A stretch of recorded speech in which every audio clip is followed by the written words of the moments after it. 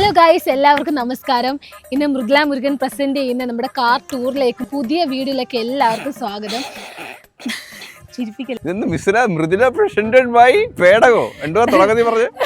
ഞാൻ ഒന്നും കൂടെ പ്രസംഗിക്കട്ടെ. നമുക്കിവിടെ കിട്ടിയിരിക്കുന്ന ഒരു വെള്ള ഫോർച്യൂണർ ആണ് കേട്ടോ. അപ്പൊ അത് സൂപ്പർ ഒരു ഇതാണ്, വെള്ള ഫോർച്യൂണർ. ശരി, ഓക്കെ. ഇതിന്റെ കൂടുതൽ വിവരങ്ങൾ എനിക്ക് ഒന്നാമത് എനിക്ക് അറിയാം, എനിക്ക് വണ്ടി ഓടിക്കാൻ അറിയത്തില്ല, വണ്ടിയുടെ ഓരോ ഉണ്ടാക്കും അറിയത്തില്ല.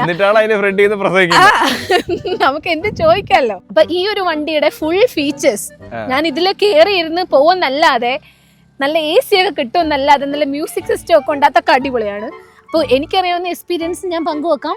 കൂടാതെ വണ്ടിയുടെ ഓണറിനെ നമുക്ക് ക്ഷണിച്ചിട്ട് ഓണർ പ്രവീൺ. ഹായ് പ്രവീൺ, വരൂ. ഹായ് മേഡത്തിന്റെ കാലിലെന്തോ ഉപ്പനോ? അത് ഈ പുള്ളിയിൽ ഇറങ്ങിയപ്പോ കൊണ്ടതാ പ്രവീൺ.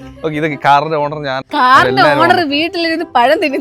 കാറിന്റെ ഓണർ അമ്പൂട്ടനാണ്, അമ്പൂട്ടൻ തന്നിട്ടില്ല. ഹായ് പ്രവീൺ, എന്തൊക്കെയുണ്ട് വിശേഷം? പ്രവീണിനോട് ഒരു താങ്ക് യു പറയാനുള്ള. ഒരുപാട് തിരക്കിന്റെ ഇടയിൽ നമ്മൾ ഈ ഒരു ഷോയ്ക്ക് വേണ്ടി വിളിച്ചപ്പോ പ്രവീൺ ഒരു മടിയും കൂടാതെ പ്രവീൺ അങ്ങനെ പറയരുത്. ഫോർച്യൂണർ ഒരുപാട് പേര് എടുത്തിട്ടുണ്ടെങ്കിൽ പോലും ഒരു ഓളം ഫോർച്യൂണർ തരംഗമേ സൃഷ്ടിച്ചത് പ്രവീൺ എടുത്തതിന് ശേഷമാണ്. അതിനെ ഒരു നിങ്ങൾ കണ്ടോണ്ടിരിക്കുന്ന ടൊയോട്ട കമ്പനി, നിങ്ങൾ ആരെങ്കിലും മാനേജേഴ്സ് ഉണ്ടെങ്കിൽ നമുക്ക് മെയിൽ ഐഡി ഞാൻ കൊടുക്കാം, അക്കൗണ്ടിലോട്ട് ട്രാൻസ്ഫർ ചെയ്താൽ മതി. ഇത്രയും പ്രൊമോഷൻ നമ്മൾ ചെയ്തത്. ടൊയോട്ട ഫർണിച്ചർ അല്ല, ഫോർച്യൂണർ. ടൊയോട്ട ഫോർച്യൂണറിന്റെ ബ്രാൻഡ് അംബാസിഡറായിട്ട് ഈ വർഷം തെരഞ്ഞെടുത്തത് പ്രവീൺ പ്രദീപിനെയാണ്. എന്തൊക്കെയല്ലേ. അപ്പൊ പ്രവീൺ അല്ലാതെ ഈ വണ്ടിയെ കുറിച്ച് വേറെ ആർക്കും ഡീറ്റെയിൽ ആയിട്ട് പറയാൻ സാധിക്കില്ല. അതുകൊണ്ടാണ് നമ്മൾ പ്രവീണിനെ സെലക്ട് ചെയ്തത്. വന്നാലോ? അല്ല, ഇനി സമയമുണ്ടല്ലോ, ഇനി സമയമുണ്ട്. നമ്മുടെ ഇന്നത്തെ വീഡിയോ നമ്മുടെ ഇത്രയും കിടന്ന് കാർ റിവ്യൂ പ്ലസ്, അതായത് നമ്മുടെ ഒരു കാർ ടൂർ എന്ന് പറയാം. കാർ ടൂർ പ്ലസ് നമ്മുടെ ഇത്രയും നാൾ ഉപയോഗിച്ച ഒരു യൂസർ എക്സ്പീരിയൻസ്. അപ്പം ഈ വണ്ടി എടുക്കാനായിട്ട് ആഗ്രഹമുള്ളവർ കാണും, അല്ലെങ്കിൽ വണ്ടിയോട് ഇഷ്ടം ഉള്ളവർ കാണും. അപ്പോൾ ഈ വണ്ടിയെപ്പറ്റി അറിയാവുന്ന, നമ്മൾ ഉപയോഗിച്ചിട്ടുള്ള നല്ലതും ചീത്തയുമായിട്ടുള്ള സംഭവങ്ങളും പിന്നെ നമ്മുടെ വണ്ടിയുടെ വിശദമായിട്ടുള്ള ഒരു ടൂറും ആയിരിക്കും നമ്മുടെ. എന്താണ് ആ ഫോർച്യൂണറിലേക്ക് കണ്ണെത്തിച്ചത്? ഈ വണ്ടി റോഡിൽ കൂടെ പോകുമ്പോൾ ഭയങ്കര രസമാണ് ഇങ്ങനെ കാണാൻ. അപ്പം അല്ല, എനിക്ക് അതാണ് ഫസ്റ്റ്. നമുക്കൊരു ലുക്കാണല്ലോ. നമുക്കൊരു ഏതൊരു വണ്ടിയാണെങ്കിലും ഒരു റോഡ് പ്രസൻസ് എന്ന് പറയുന്നൊരു സംഭവമുണ്ട്. അപ്പം ഇത് റോഡിൽ കൂടെ പോകുമ്പം നമുക്കും എന്തെങ്കിലും സ്വന്തമാക്കണമെന്ന് പണ്ടോട്ടുള്ള ആഗ്രഹം. ആ ആഗ്രഹത്തിന്റെ പുറത്താണ് ഇത് വാങ്ങിച്ചതും ഇത്രയും തലമണ്ടയിൽ ഇത്രയും ട്രോളുകൾ ഏറ്റു വാങ്ങിച്ചത്. അതുകൊണ്ടാണ് അതാ ഇഷ്ടം. ഒരു സാധനം ഇഷ്ടം ഉണ്ടെങ്കിൽ നമുക്ക് വാങ്ങാൻ പറ്റുമോ? അതാണ് കാരണം. നെക്സ്റ്റ് പറയാനുള്ളത്, ഇത് വൈറ്റ് എടുക്കാൻ കാരണം എന്താണ്? വൈറ്റ് ബ്ലാക്ക് എടുത്താ എന്നും കഴുകണം. ഇതാകുമ്പോൾ വല്ലപ്പോഴും കഴിയുകയാണ്. മടി ഉള്ളത് കൊണ്ടാണ് വൈറ്റ് എടുത്തത്. പിന്നെ ഫോർച്യൂണർ വൈറ്റ് ആണ് കുറച്ചും കൂടി ഒരു ലുക്ക്. ബ്ലാക്ക് അത് ഓരോരുത്തരുടെ ഇഷ്ടമാണ്. ബ്ലാക്ക് ഇഷ്ടമുള്ളവരുണ്ട്, വൈറ്റ് ഇഷ്ടമുള്ളവരുണ്ട്. അപ്പൊ എനിക്ക് കുറച്ചും കൂടി ഇഷ്ടം വൈറ്റ് ആണ്. ഇത് പേൾ വൈറ്റ് അല്ല, സൂപ്പർ വൈറ്റ് ആണ്. ഇത് സൂപ്പർ വൈറ്റ് ആണ്. പേൾ വൈറ്റിന് ഇതിനെക്കാട്ടി 30,000 കൂടുതലാണ്. അപ്പൊ 30,000 കൂടുതൽ കൊടുത്തൊരു കളർ വാങ്ങാൻ താല്പര്യം ഇല്ലാത്തത് കൊണ്ട് നമ്മൾ സൂപ്പർ വൈറ്റ് വാങ്ങി. പിന്നെ പേൾ വൈറ്റ് കുറച്ചുകൂടി യെല്ലോയിഷ് കളർ വരും. അത് അവർ കുറെ നേരം വെയിലത്തിട്ട് നമ്മൾ അതേപോലെ സെറാമിക് ചെയ്ത് നല്ലോണം മെയിൻറ്റെയിൻ ചെയ്യണം. അപ്പൊ ഈ ഒരു വണ്ടി എടുത്തിട്ട് 3 മാസമായില്ലേ പ്രവീൺ? അപ്പോ ഈ വണ്ടി എത്ര കിലോമീറ്റർ ഓടിപ്പം? നമ്മളെ വണ്ടി ഇപ്പൊ എടുത്തിട്ട് ഏതാണ്ട് 6,700 കിലോമീറ്റർ ഈ 3 മാസം തന്നെ. ഇനി ഇറങ്ങിയിട്ടില്ലേ? ഇല്ല, അതാണ് നമ്മുടെ വണ്ടിയോടുള്ള ഇഷ്ടം. നമ്മൾ വണ്ടി എടുത്തോണ്ട് വണ്ടിക്ക് റെസ്റ്റ് എടുത്തിട്ടില്ല. ഈ 3 മാസം കൊണ്ട് തന്നെ നമ്മൾ 6,700 കിലോമീറ്റർ അടുപ്പിച്ച് ഓടി. നമ്മൾ കോഴിക്കോട് പോയി, കണ്ണൂര്, കാസർഗോഡ് മാത്രമേ എനിക്ക് പോകാനുള്ളൂ. കംഫർട്ട് യാത്രയാണ്. നീ അല്ലേ ബാക്കി ഇരുന്നത്? പറയൂ. ഞാൻ ഇന്റർവ്യൂറാ. അതായത് നമ്മുടെ ഫ്രണ്ട് സീറ്റ് അത് ഭയങ്കര രസമാണ്. പ്രത്യേകിച്ച് അപ്പുറത്ത് കോ ഡ്രൈവർ സീറ്റിലിരിക്കാൻ ഭയങ്കര രസമാണ്. അപ്പൊ നമുക്ക് ഡ്രൈവ് ചെയ്യാനൊക്കെ അങ്ങനത്തെ എത്ര ഡ്രൈവ് ചെയ്താലും സത്യം പറഞ്ഞാൽ ഞാൻ മടുക്കത്തില്ല. ഞാൻ അവിടുന്ന് 500 കിലോമീറ്റർ ഒക്കെ ഒറ്റയിരിപ്പിന് ഞാൻ വന്നിട്ടും കൂളായിട്ട് ഞാൻ ഇവിടുന്ന് ട്രാവൽ ചെയ്ത് പോയിട്ടും അവിടെ ഹോട്ടൽ റൂമിൽ ചെന്ന് എഡിറ്റ് ഒക്കെ ചെയ്തു. എനിക്ക് അങ്ങനെ ഇതാ ഫൺ ടു ഡ്രൈവ് ആണ്. നമുക്ക് അങ്ങനെ ഡ്രൈവ് ചെയ്യാൻ അത്ര ഇഷ്ടമുള്ള ആൾക്കാർക്ക് ഈ വണ്ടി അടിപൊളിയായിരിക്കും. പിന്നെ യാത്രാ കംഫർട്ട് ഭയങ്കര രീതിയിലൊന്നും ഉണ്ടെന്ന് എനിക്ക് തോന്നുന്നില്ല. അതായത് പാസഞ്ചേഴ്സിന് ബാക്കി ഇരിക്കുന്നവർക്ക് കുറച്ച് ഇത് ലാഡർ ഓൺ ഫ്രെയിം ആണ്. അറിയാം, SUV എന്ന് പറയുമ്പം അതിൻ്റെതായിട്ടുള്ള ഈ ഒരു ബോഡി റോളും കാര്യങ്ങളൊക്കെ ഉണ്ട്. അത് ഈ വണ്ടിയുടെ നേച്ചറാണ്.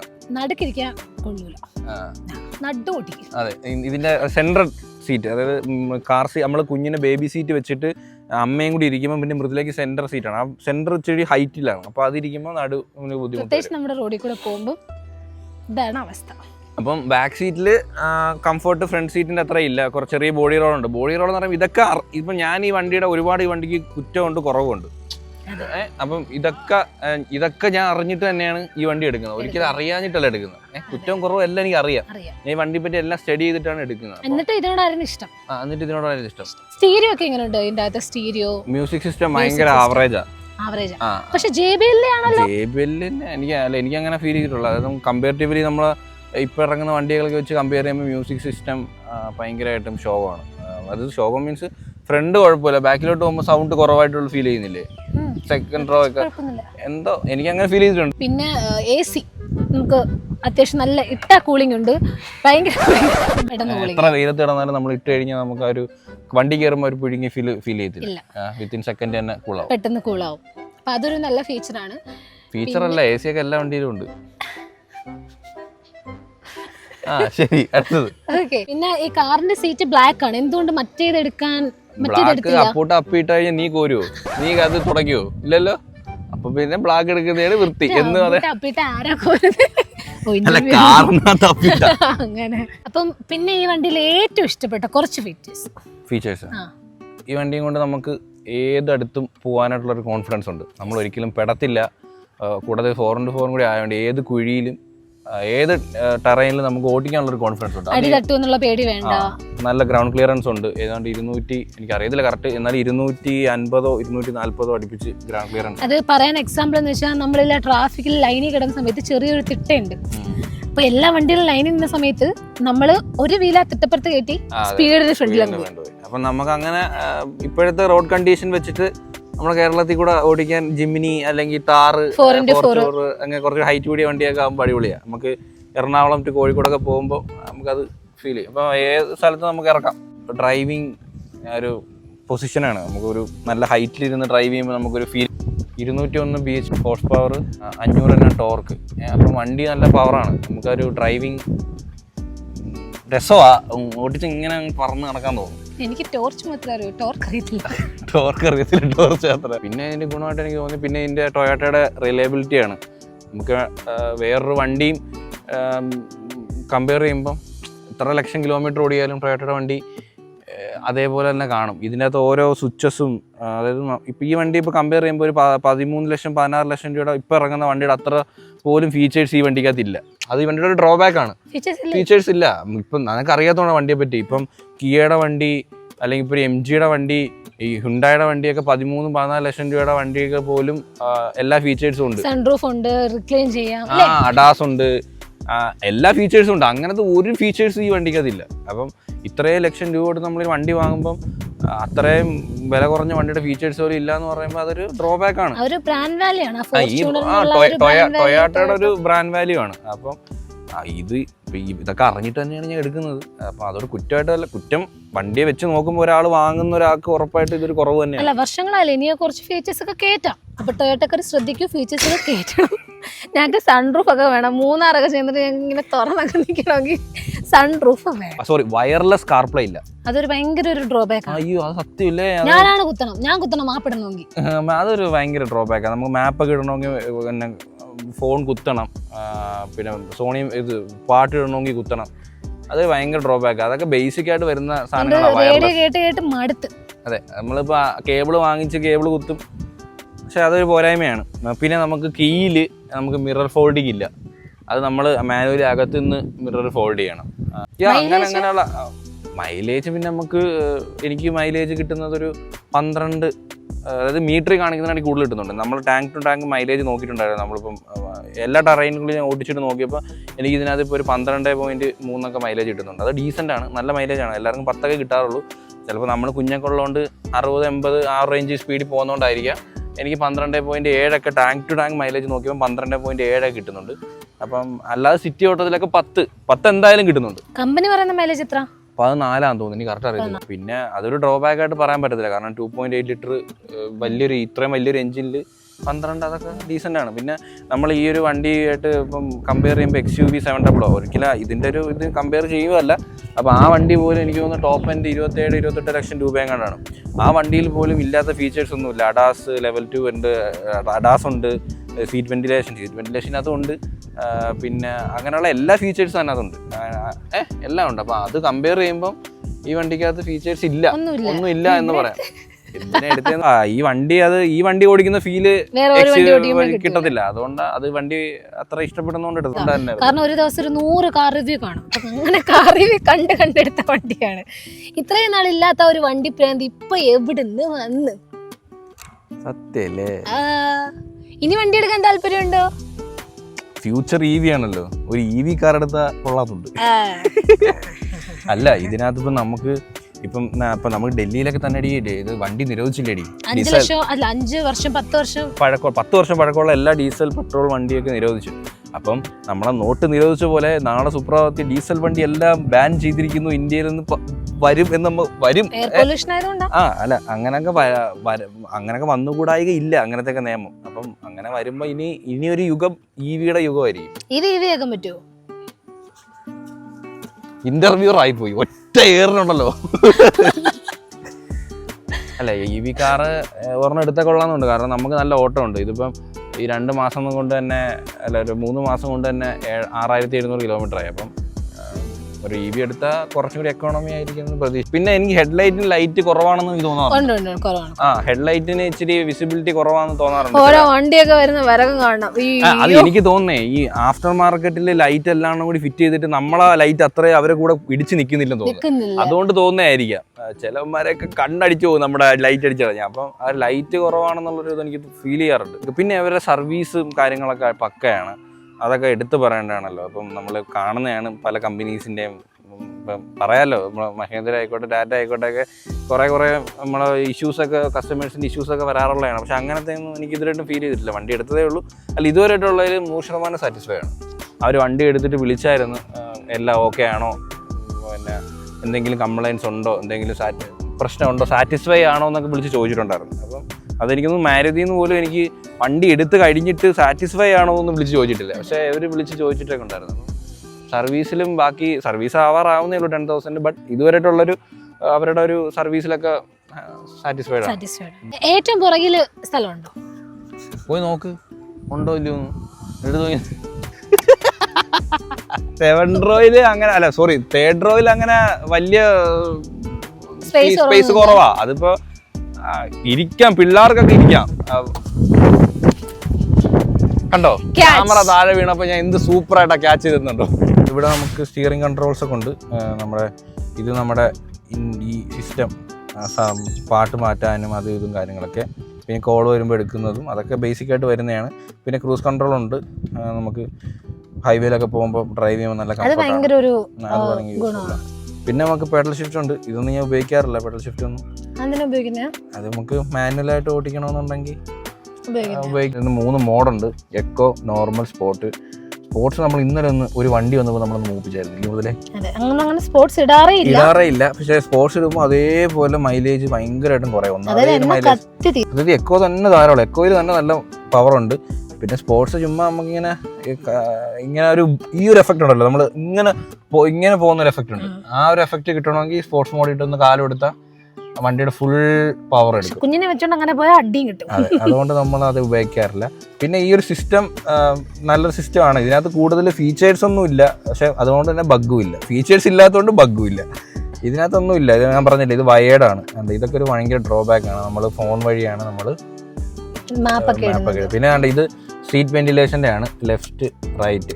ഈ 2 സീറ്റിന് മാത്രമേ സീറ്റ് വെന്റിലേഷൻ ഉള്ളൂ. ഫ്രണ്ട് ഇരിക്കുന്നവർക്ക് നല്ല തണുപ്പ്. പക്ഷേ ഞാൻ കമ്പയർ ചെയ്യുമ്പോഴേ ഈ സീറ്റ് വെന്റിലേഷൻ എന്ന് പറയുമ്പോൾ ഒരു പേരിന് വേണ്ടി കൊടുത്തെനിക്ക് ഫീൽ ചെയ്യുന്നുണ്ട്. കാരണം നമ്മളിപ്പം ടെസ്റ്റ് ഡ്രൈവ് പല വെഹിക്കിളിന്റെ അടിച്ചപ്പം ഇപ്പൊക്കെ ഇറങ്ങുന്ന വണ്ടിക്കൊക്കെ നല്ല കൂളിംഗ് ഉണ്ട് സീറ്റ്. പക്ഷെ അത്രയും കൂളിംഗ് ഇതിനില്ല. കൂളിംഗ് ഉണ്ട്, പക്ഷെ ഇപ്പൊ ഇറങ്ങുന്ന വണ്ടിയുടെ അത്രയും സീറ്റ് വെന്റിലേഷൻ കൂളിംഗ് ഇല്ല. ഇടുമ്പോ ഒരു കൂള് ഇച്ചിരി കഴിയുമ്പോൾ നമ്മൾ അറിയുന്ന പോലും ഇല്ല സീറ്റ് വെന്റിലേഷൻ. പിന്നെ ഇതിന്റെ അത് ഇടുമ്പോ ഒരു സൗണ്ട് ഉണ്ട്, അതൊരു ഭയങ്കര അനോയിങ് അല്ലേ. ഒരു മോട്ടോർ സൗണ്ട് ഇവിടെ നിന്ന് അടിക്കുന്നതാണ്. അപ്പൊ അത് നമ്മൾ ഉപയോഗിക്കാറുണ്ട്. ഇപ്പം നല്ല വെയിലത്തൊക്കെ നല്ല വിയർത്ത് ഷോപ്പിംഗ് അല്ലെങ്കിൽ പുറത്തൊക്കെ പോയി വീഡിയോ ഒക്കെ എടുത്തിട്ട് ഒന്ന് കയറി ഒന്ന് ഇരിക്കുമ്പം ഇത് ഇടുമ്പോൾ ഒരു ആശ്വാസമാണ്. അങ്ങനെ ഉപയോഗിക്കാറേ ഉള്ളൂ. പിന്നെ നമുക്ക് ഡുവൽ AC കൺട്രോൾ ഉണ്ട്. അതായത് നമ്മൾ ഈ സെക്ഷൻ നമുക്കിപ്പോൾ തണുപ്പ് കുറച്ച് മതി, മൃദുലേക്ക് തണുപ്പ് കൂടുതൽ വേണമെന്നുണ്ടെങ്കിൽ നമുക്ക് മൃദുലേക്ക് ഇവിടെ കൺട്രോൾ ചെയ്യാം. അത് യൂസ്ഫുൾ. പിന്നൊന്നും വരുന്നില്ല. പിന്നെ ഇത് നമുക്ക് H2, H4, L4. ഇത് നമ്മളെ 4x4 ആണ്. നോർമൽ നമ്മൾ H2 ഓടിക്കുന്നത്. നമുക്ക് ഇപ്പം സ്ലഷ് അങ്ങനെയൊക്കെ 4x4 ഉപയോഗിക്കേണ്ട സമയത്ത് H4 ഇടാം. ഇത് ഏറ്റവും ലോ ആണ്. ഈ ഞാൻ പറയുന്നതിൽ എന്തെങ്കിലും തെറ്റുണ്ടെങ്കിൽ ക്ഷമിക്കുക, എനിക്ക് അങ്ങനെ ഡീറ്റെയിൽ ആയിട്ട് അറിയത്തില്ല ഈ 4x4ൻ്റെ ഇത് പറഞ്ഞു തരാൻ വേണ്ടിയിട്ട്. L4 എന്ന് പറയുന്നത് ഏറ്റവും ഭയങ്കര ഹെവി ആയിട്ടുള്ള ടെറൈനിൽ യൂസ് ചെയ്യേണ്ടതാണ് ഇത്. ഇതൊന്നും ഞാൻ ഇതിലോട്ട് യൂസ് പോലും ചെയ്തിട്ടില്ല. H4 മതിയാവും നമുക്ക്.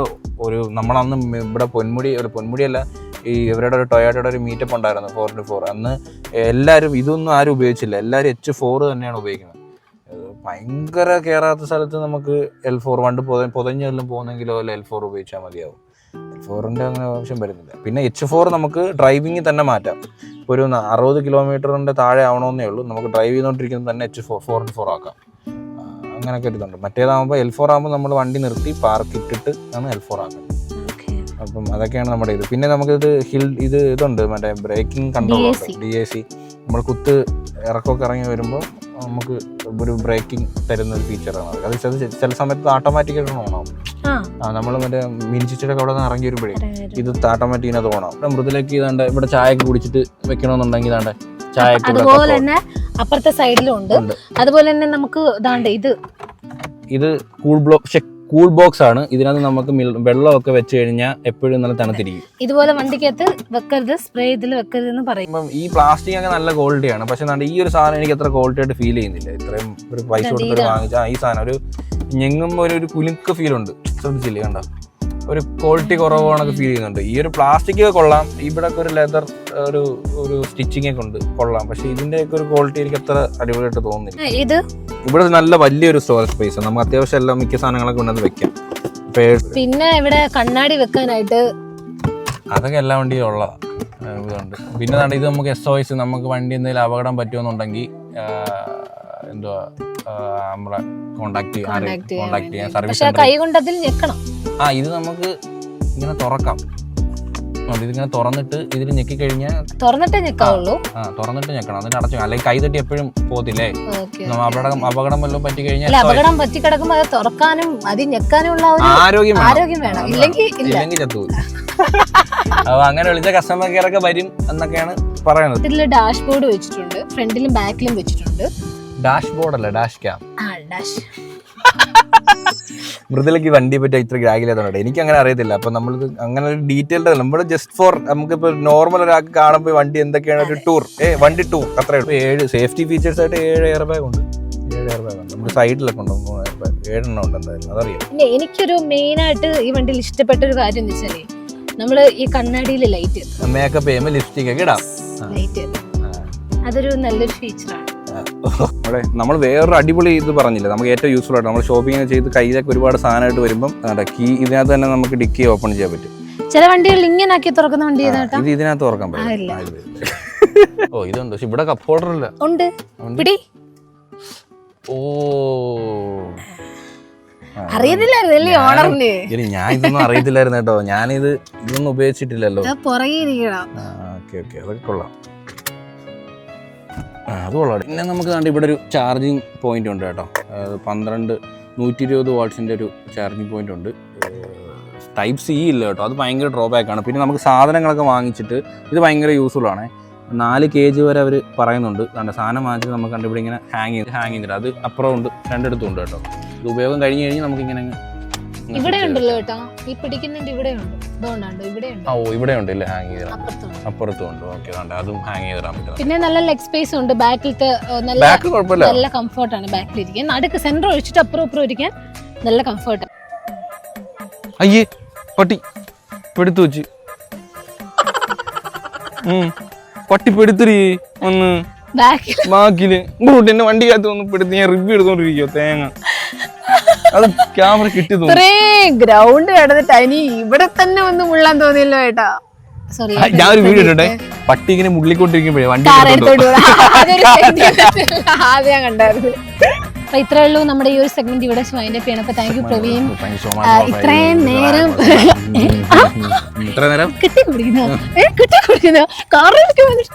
Sorry madam. അപ്പൊ എന്തായാലും ഈ ഒരു വീഡിയോ വൈൻഡപ്പ് ചെയ്യാണ്. അപ്പൊ ഹോപ്പ് എല്ലാവർക്കും ഈ ഒരു വീഡിയോ ഇഷ്ടപ്പെട്ടെങ്കിൽ ലൈക്ക് ചെയ്യുക, ഷെയർ ചെയ്യുക, സബ്സ്ക്രൈബ് ചെയ്യുക. അപ്പൊ പിന്നെ ഇതിലുള്ള ബൈ.